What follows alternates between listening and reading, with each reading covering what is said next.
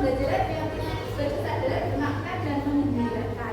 Dalam kegiatan ini nanti kita harus ada tiga prinsip pengalaman belajar, yaitu berkesadaran, bermakna, dan menggembirakan.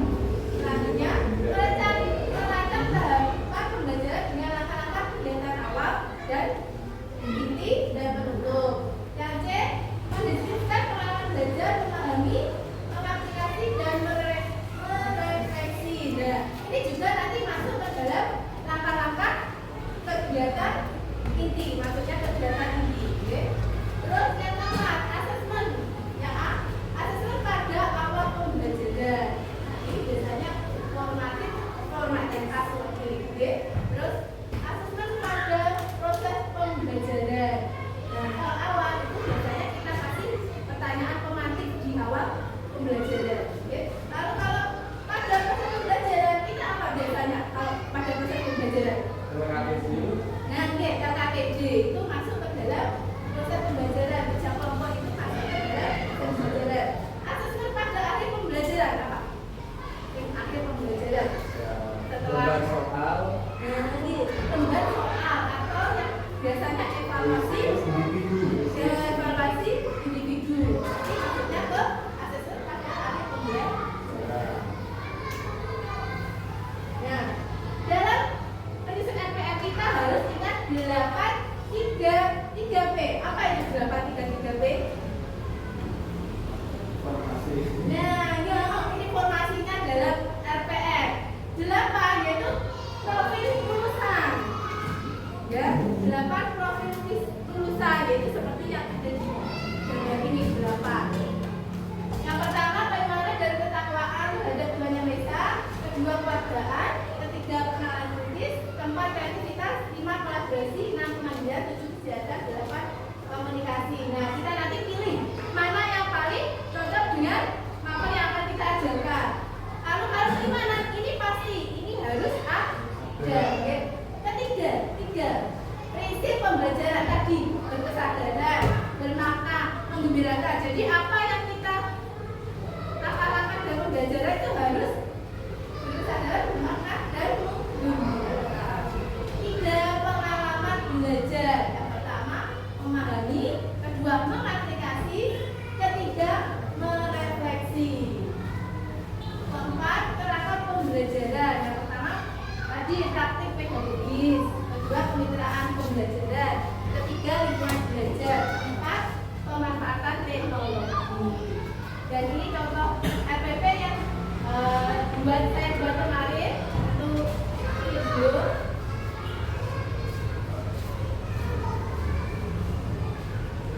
Yang pertama, pasti kita tulis identitas dulu. Jangan lupa identitas itu paling penting ya. Nama, terus SD sama mapelnya apa? Berapa jam? Identifikasinya yang pertama yaitu peserta didik. Ada peserta didik ada dua sertifikat.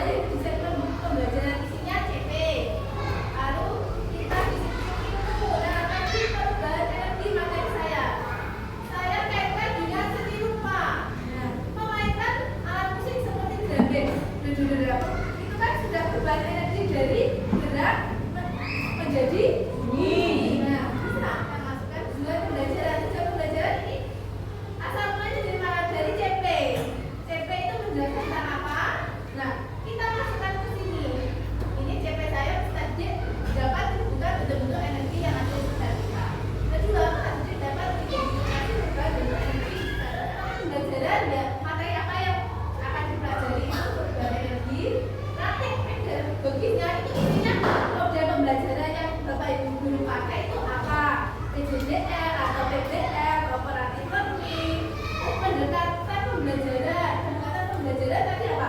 Harus menggembirakan, ya.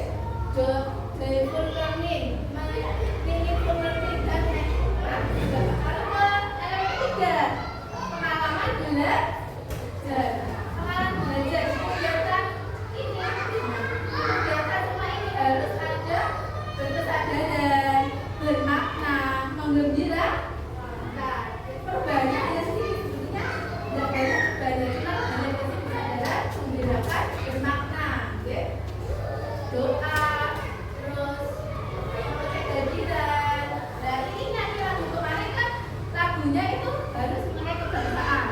Kalau sekarang kalau bisa dikaitkan dengan materi yang akan kita sampaikan kepada siswa.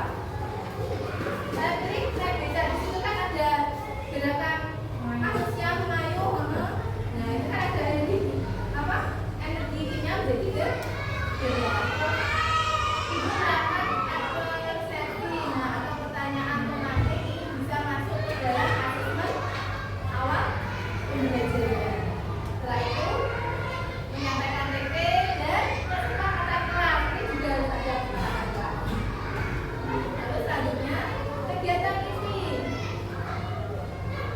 Nah kegiatan ini, tadi 3 pengalaman belajar yaitu memahami, mengaplikasi, merefleksi, masuknya dalam ini. Nah di sini kita pakai model pembelajaran apa?